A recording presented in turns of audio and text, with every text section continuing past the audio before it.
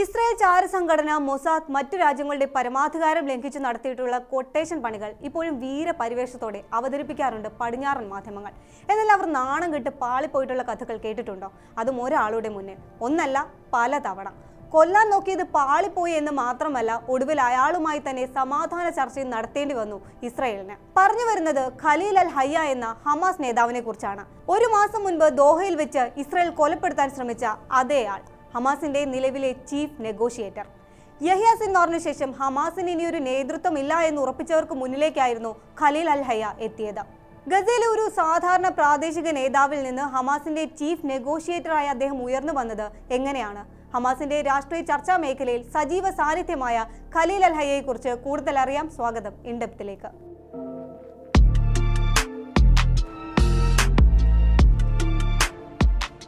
ഇറാനിൽ വെച്ച് ഇസ്മയിൽ ഹനിയ ഇസ്രായേൽ ആക്രമണത്തിൽ കൊല്ലപ്പെട്ടതിന് പിന്നാലെ ഹമാസിന്റെ പുതിയ നേതാവായി പ്രഖ്യാപിച്ചത് യഹ്യ സിൻവാറിനെ ആയിരുന്നു. ഹമാസിൽ ഹനിയ കഴിഞ്ഞാൽ രണ്ടാമൻ, ഒക്ടോബർ 7 ആക്രമണത്തിന്റെ സൂത്രധാരൻ. എന്നാൽ 2025 ഗസയിൽ നടത്തിയ ഓപ്പറേഷനിൽ IDF സിൻവാറിനെയും കൊലപ്പെടുത്തി. ഉന്നത ഉദ്യോഗസ്ഥ നിരയിലെ ഒട്ടുമിക്കവരും കൊല്ലപ്പെട്ടു കഴിഞ്ഞു. ഗസയിൽ ഹമാസിന്റെ കാലം കഴിഞ്ഞു എന്നടക്കം ഇസ്രായേൽ പ്രചാരണങ്ങൾ കൊടുമ്പിരി കൊള്ളുമ്പോഴും ഹമാസിന്റെ പ്രവർത്തനങ്ങൾക്ക് അവധിയുണ്ടായിരുന്നില്ല. യഹ്യ സിൻവാർ കൊല്ലപ്പെട്ടതിനു ശേഷം ഹമാസിന്റെ നിയന്ത്രണം ഖത്തർ ആസ്ഥാനമായുള്ള 5 അംഗ നേതൃത്വ കൗൺസിലിനായിരുന്നു. ഈ കൗൺസിലിന്റെ അമരക്കാരനാണ് ഖലീൽ അൽ ഹയ്യ. ഹമാസിനെ ശക്തിപ്പെടുത്തുന്നതിലാണ് സിൻവാർ ശ്രദ്ധ കേന്ദ്രീകരിച്ചിരുന്നതെങ്കിൽ രാഷ്ട്രീയ ചർച്ചാ മേഖലയിലായിരുന്നു ഖലീൽ ഹയ്യയുടെ മിടുക്ക്. 1960 നവംബർ 5 ഗസ സ്ട്രിപ്പിലെ ജബാലിയ അഞ്ചലിയിൽ ഒരു സാധാരണ ഫലസ്തീൻ കുടുംബത്തിലാണ് ഖലീൽ ഇസ്മായിൽ ഇബ്രാഹിം അൽ ഹയ്യയുടെ ജനനം.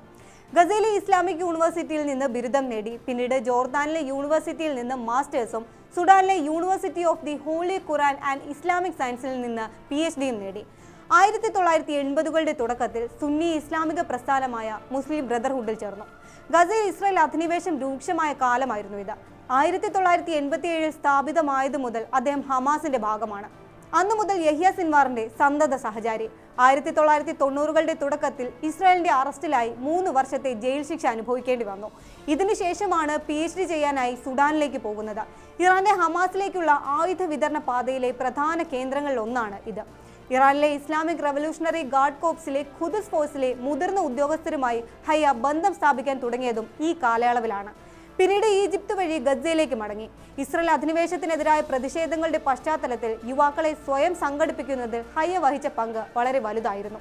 ഈ പ്രവർത്തനങ്ങളുടെ ഫലമായി അറസ്റ്റുകളും തടങ്കലും അദ്ദേഹത്തിന്റെ ജീവിതത്തിന്റെ ഭാഗമായി. 1987 ആദ്യ അറസ്റ്റ്. അന്ന് 3 മാസം ഇസ്രായേൽ തടവറയിൽ കഴിയേണ്ടി വന്നു.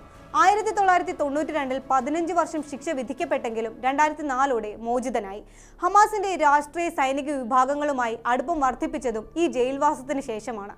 2006 ഗസ സിറ്റിയുടെ പ്രതിനിധിയായി ഫലസ്തീൻ ലെജിസ്ലേറ്റീവ് കൗൺസിലിലേക്ക് തെരഞ്ഞെടുക്കപ്പെട്ടു.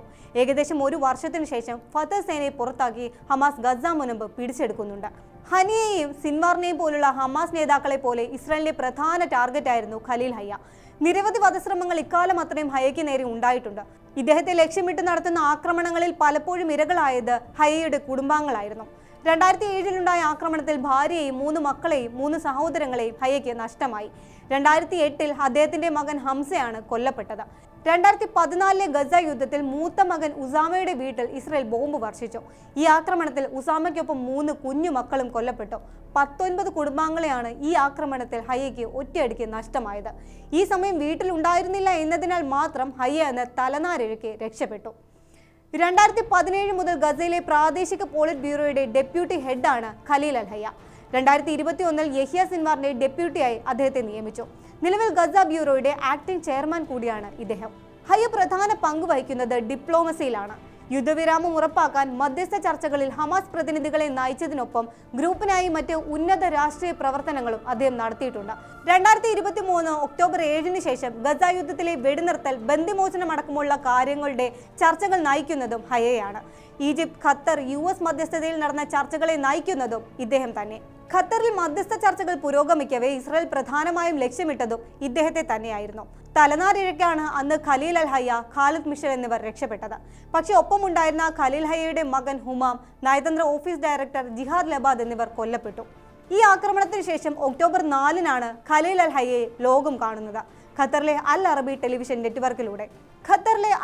ടെലിവിഷൻ നെറ്റ്വർക്കിലൂടെ അദ്ദേഹത്തിന്റെ വാക്കുകൾ ലോകം കേട്ടു. ദോഹയിലെ ആക്രമണത്തെക്കുറിച്ച് പരാമർശിക്കാതെ ഗസയിലെ ജനത ദിനവും കടന്നു പോകുന്ന ദുരിതങ്ങളെക്കുറിച്ച് പരാമർശിച്ചു. ഹമാസിന്റെ പ്രതീക്ഷകൾ പങ്കുവച്ചു.